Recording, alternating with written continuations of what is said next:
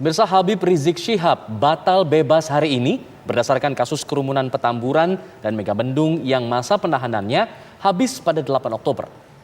Namun Pengadilan Tinggi DKI Jakarta mengeluarkan surat penahanan untuk kasus Rumah Sakit Umi yang sedang dalam pengajuan banding.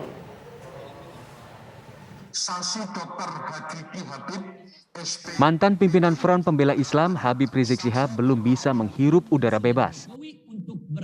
Sedianya Habib Rizik akan bebas hari ini untuk kasus kerumunan massa Petamburan dan Megamendung di mana penahanan berakhir pada 8 Agustus 2021. Tim kuasa hukum Habib Rizik mengaku sudah melayangkan surat ke Pengadilan Tinggi DKI Jakarta perihal berakhirnya masa tahanan klien mereka. Nomor 7. Bahwa kami telah mengirimkan surat kepada Pengadilan Tinggi DKI Jakarta tertanggal 4 Agustus 2021 terkait penahanan klien kami pada perkara nomor 221 yang akan berakhir pada tanggal 8 Agustus 2021 sesuai putusan dari Pengadilan Tinggi DKI Jakarta. Akan tetapi Pengadilan Tinggi DKI Jakarta kemudian menanggapinya dengan mengeluarkan penetapan penahanan terhadap klien kami pada perkara yang lain, yaitu perkara nomor 225/Pitsus PN Jakarta Timur atau kasus Rumah Sakit Umi Bogor. Namun, Habib Rizik urung dibebaskan hari ini. Pengadilan Tinggi DKI Jakarta mengeluarkan surat perpanjangan penahanan untuk kasus lain yang juga sedang dalam banding.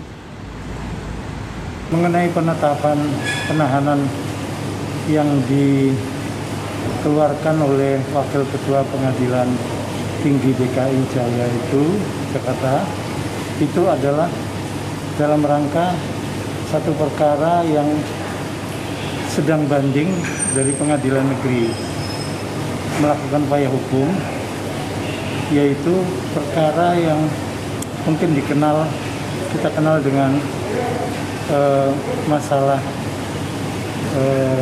keterangan yang palsu atau keterangan yang tidak benar dari Rumah Sakit Umi Bogor. Nah, perkara karena itu melakukan upaya hukum banding, Pengadilan Tinggi dalam hal ini punya kewenangan untuk melakukan penahanan.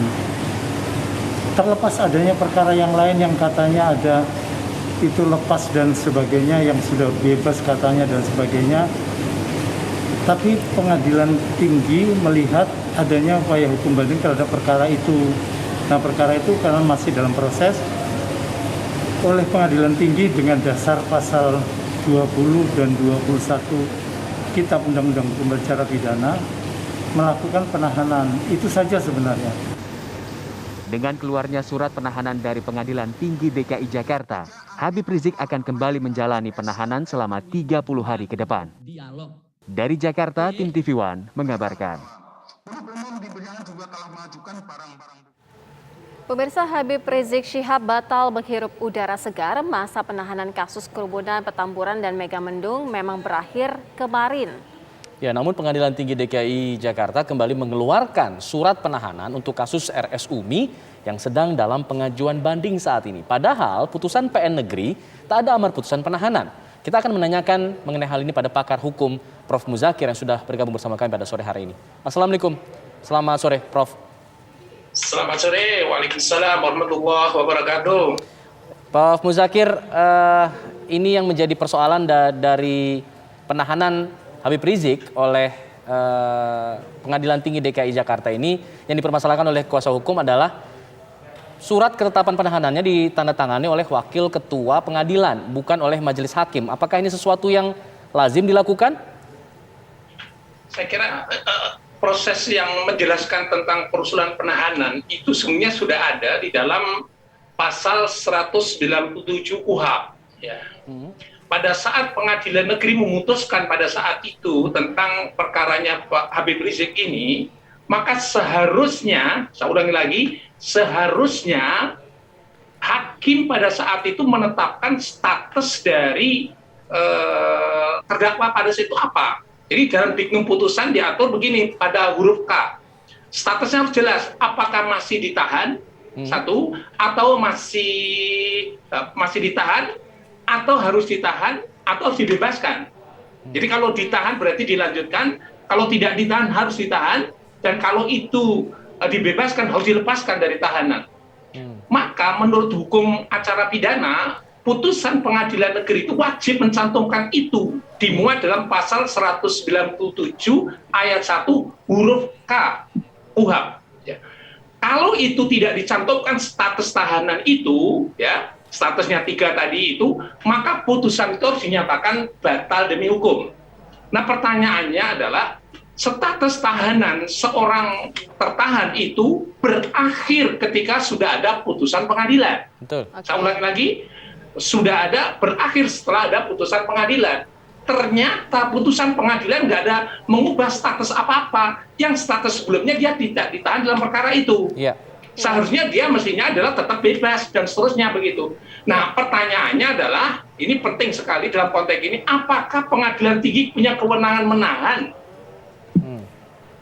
Yang punya kewenangan siapa? Yang menangani perkara daripada proses banding itu.